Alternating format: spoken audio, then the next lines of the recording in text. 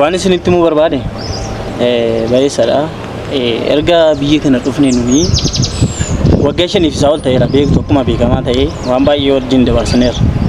Beelofnes dheebonnes hojjennes hannes maal jennes wajjin dabarsineera. Erga dhufne kana booda hundi keenya tokkoon keenya hojii gallee hojii hojjennee wal jiraachisuu qabna malee zimminnee teenyee wal ilaaluu hin qabnu. Hundi keenya tokkoon keenya hojii seennee waan argannurraa walitti fidannee wal jiraachisuun dirqama keenya ta'a jechuudha kana booda. Sinii galee atis si galaa ramdi waan hojjennu hundi keenya walitti fidannee kana booda jireenya mataa keenya hin jammarraa jechuudha. Tullu erga dhufne dhuguma baay'ee nu gargaaraa turte isa nu gargaaraa turteef guddaa galatoomi siin jechaa si galateeffachaa gara fuulduraattis immoo akka hojjennee hundi keenya yoo akka ofii keenya dandeenyu immoo kaayyoo godhaa baay'ee nu gargaarte baay'ee nutti dadhabde guddaa galatoomisha kanaaf guddaa si galateeffanna Tullu.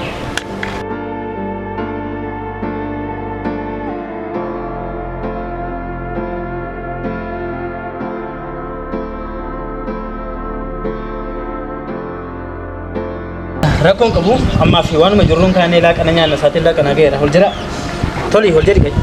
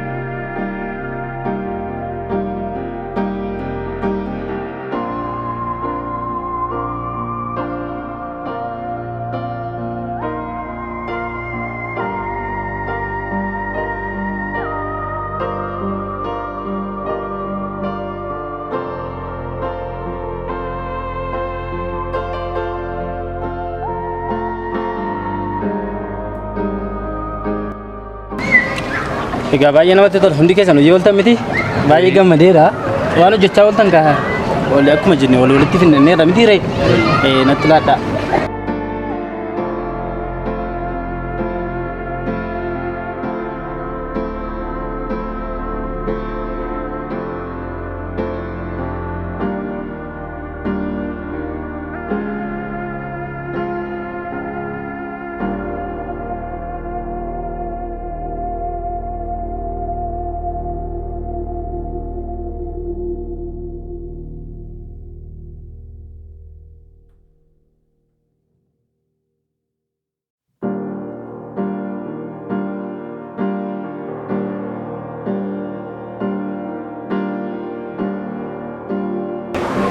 Gammeko. Oko. Ammatu yaada garaa kucciti garaa kusti madde namatti nimtu. Maalani riyaakidha miti an dhugaa waaqa nam tokkottuu ni moon maala yaanaan hoskita. Akkas taanaan citiyaanii tulluu dhokse tokko dhoffadhe tokkoon sitti madda. Isas immoo isatti dabarsiteen himtu taanaan ani riyaakoodhaa dabarseenan kennuudhaan sitti machaara. Kanaafuu birrii kan isa hojjenne keessaa isaanii birrii 200 dhoffadheen. Kanaafuu akka ittiin himne inni itti meennaan nattaara waan ta'eef.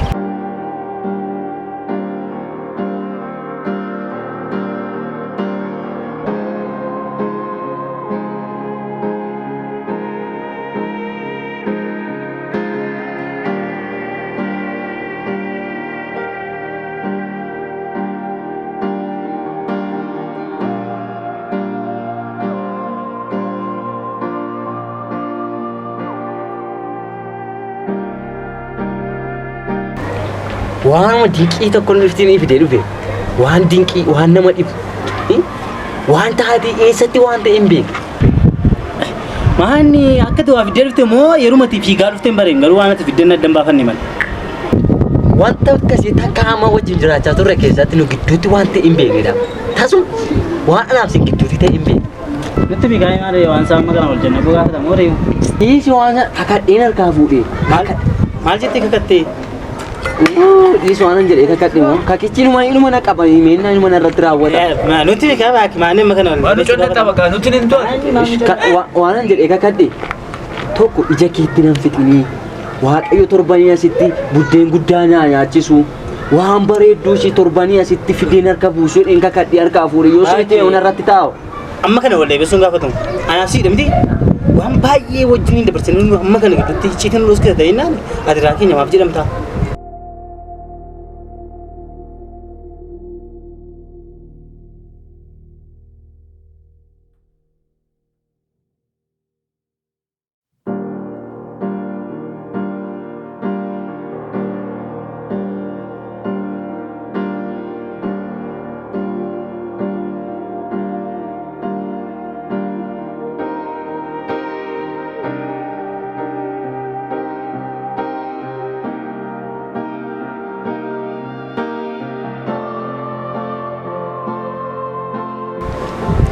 Ati waan ta'e waan maal ta'eef kanatti icciitii kee nuusutee waada nuti walii galii shaartuuf. Lakki akkas miti.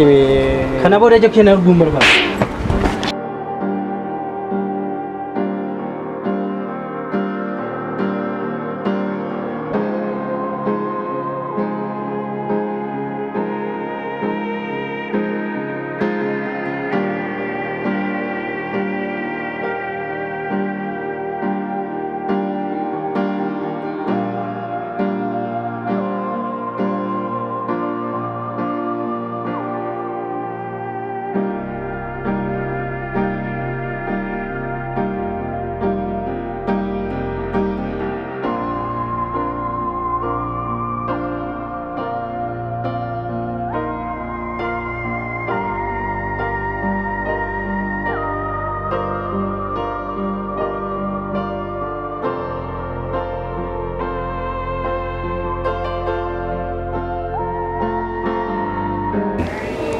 Tola.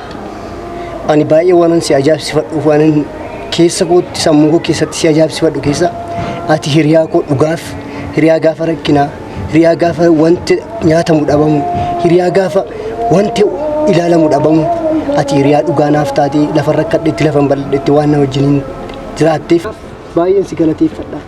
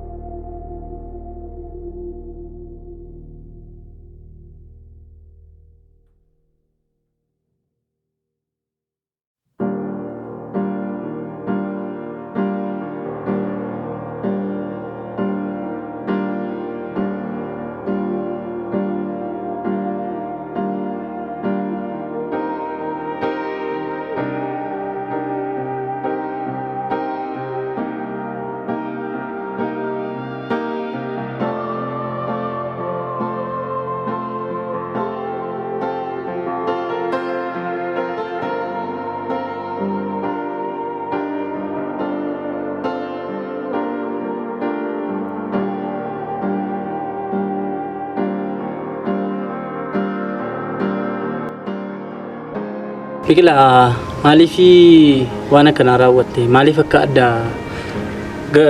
adda baanu goote maaliif yookiis maaf akka gargar baanu goote yakka kana hundumaa raawwatte amma kana hundumaa icciitii nu dhufkachuu maaltu fidimee Tullu ani hiriyummaa keenya dagadhee yookiin isaatiinis nu wajjin dabarsitee dadhabbiitti bara baay'ee nu wajjin dabarsitee wallaalee yookiin rakkoo guddaan isinitti himachuu hin dandeenye icciitii guddaan isinitti himachuu hin dandeenye tokko waan na mudateef innis immoo maalidha?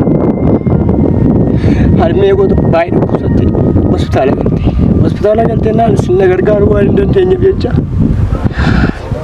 isinitti madhee kanaa isin rakkina kan biraa keessa hin galchuudha jedhee tan waan hojjedheerraa waan muraasa waan hambisiisan keessa hambifadhee sana itti darbee koo mana yaalaa itti yaalchifadhe.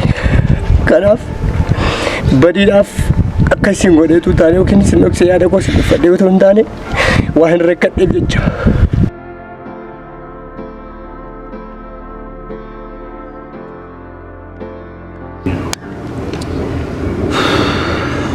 Maamiti darba garuu baay'een gadda maa gochuu hin danda'u. Kana hundumaatu hin beekee utuu kana hundumaa natti himteetta ta'e nutti himteetta nuun mari'atteetta ta'e waa waliin furuu dandeenyu Biqilaa. Hiriyaa taanee utuu jirruu kana nu dhoskitee garuu kophaa keetti cannaqamtee akkasitti arruuf akkasitti mufannuuf akka amma kana gargar baanu kan godhe siidha. Kan hundumaaf garuu badii keenyaaf dhiifaman si gaafadha.